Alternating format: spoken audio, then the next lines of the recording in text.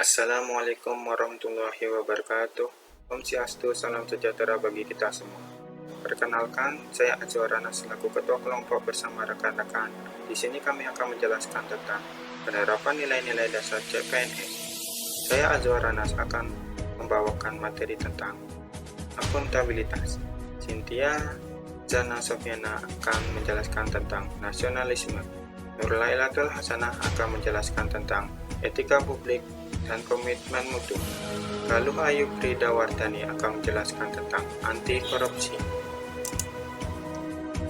Nilai-nilai dasar CPNS terdiri dari akuntabilitas, nasionalisme, etika publik, komitmen mutu, dan anti korupsi. Akuntabilitas merupakan kewajiban setiap individu, kelompok, atau institusi untuk memenuhi tanggung jawab yang menjadi amanahnya. Amanah seorang PNS adalah menjamin terwujudnya nilai-nilai publik. Nilai-nilai publik tersebut antara lain mampu mengambil pilihan yang tepat dan benar ketika terjadi konflik kepentingan antara kepentingan publik dengan kepentingan sektor, kelompok, maupun pribadi. Memiliki pemahaman dan kesadaran untuk menghindari dan mencegah keterlibatan PNS dalam politik praktis.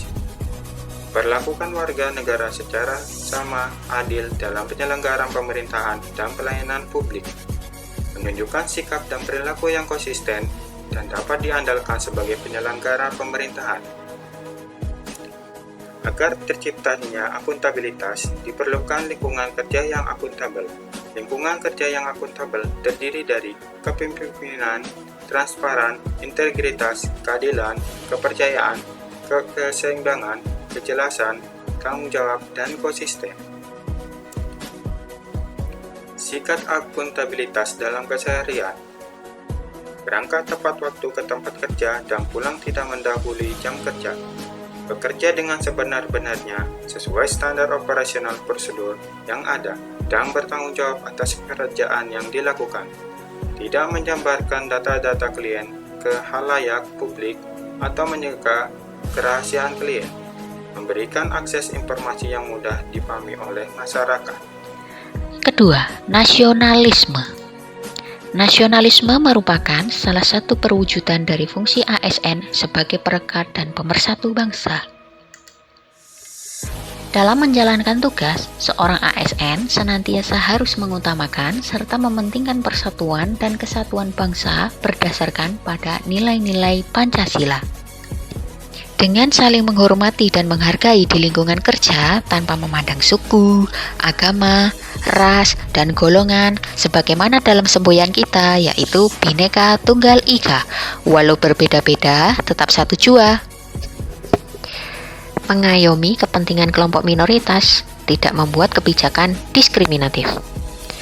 Bisa juga dengan mencintai produk dalam negeri sendiri, membeli dan menggunakan produk lokal, sehingga bisa mengembangkan usaha UMKM di negeri kita. Seperti halnya batik yang merupakan warisan budaya asli Indonesia. Seperti kelompok kami terdiri dari 4 orang dari daerah yang berbeda, yaitu Mas Aswar Anas dari Nusa Tenggara Barat. Saya sendiri Cynthia Yana Sofiana dari Bantul, Yogyakarta. Mbak Nurlailatul Hasanah dari Temanggung, Jawa Tengah. Mbak Galuh Ayu Pridawardani dari Bantul, Yogyakarta. Walau berbeda daerah, kita bisa kompak loh dalam mengerjakan tugas tanpa adanya diskriminasi. Yang ketiga adalah etika publik. Merupakan refleksi tentang standar atau norma yang menentukan baik buruk, benar salah, perilaku, tindakan, dan keputusan untuk mengarahkan kebijakan publik dalam rangka menjalankan tanggung jawab pelayanan publik. Dan berikut adalah hal-hal yang bisa dilakukan ASN untuk mewujudkan etika publik. Yang pertama, tidak menggunakan fasilitas negara untuk kepentingan pribadi, datang dan pulang sesuai waktu jam kerja, mentaati dan melaksanakan semua aturan, melaksanakan tugas layanan publik dengan penuh tanggung jawab, dan yang terakhir memberikan informasi kepada masyarakat dengan baik, jelas, dan sopan. Selanjutnya yang keempat adalah komitmen mutu, bertujuan untuk mendorong terciptanya iklim kerja unggul yang menumbuhkan keberanian untuk menegakkan kreativitas dan inovasi. Dan untuk mewujudkan komitmen mutu, ASN dapat melakukan hal-hal berikut. Yang pertama, mendorong ASN untuk selalu bekerja berdasarkan SPO. Yang kedua, mengidentifikasi masalah, kemudian dapat menciptakan inovasi. Yang ketiga, mengikuti berbagai pelatihan terbaru sesuai bidang keahlian. Dan yang keempat, secara rutin dilakukan audit atau evaluasi terkait mutu pelayanan. Materi yang terakhir yaitu anti korupsi. Apa itu anti korupsi? Mari kita simak penjelasan berikut ini. Korupsi adalah penyelewengan atau penggelapan uang negara atau perusahaan sebagai tempat seseorang bekerja untuk keuntungan pribadi maupun orang lain. Menerima suap, penyalahgunaan kekuasaan, penggunaan fasilitas kantor untuk keperluan pribadi, pemanfaatan waktu kantor merupakan salah satu contoh kecil dari tindak korupsi. Nilai-nilai anti korupsi antara lain peduli, mandiri, disiplin, jujur, tanggung jawab, kerja keras, berani, sederhana, dan adil. Itulah nilai-nilai yang seharusnya dimiliki setiap aparatur sipil negara sebagai modal dasar perilaku anti korupsi. Kesadaran anti korupsi dipengaruhi oleh spiritual accountability. Apa itu spiritual accountability? Spiritual accountability adalah rasa tanggung jawab secara spiritual sebagai manusia bahwa harus ada beberapa fase kehidupan yang dilalui di dunia ini dan harus dipertanggungjawabkan.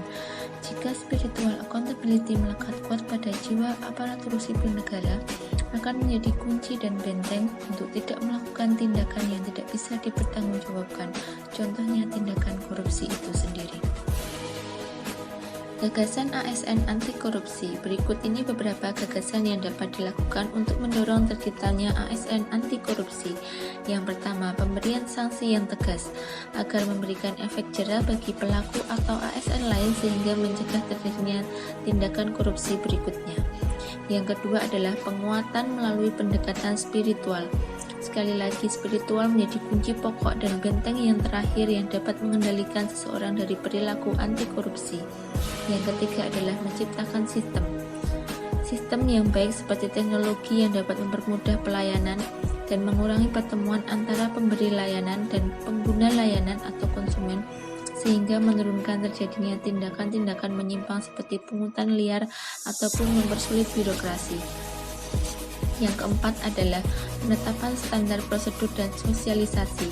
SOP yang jelas dan tersosialisasi dengan baik akan menjadi kontrol untuk terjadinya tindakan korupsi itu sendiri.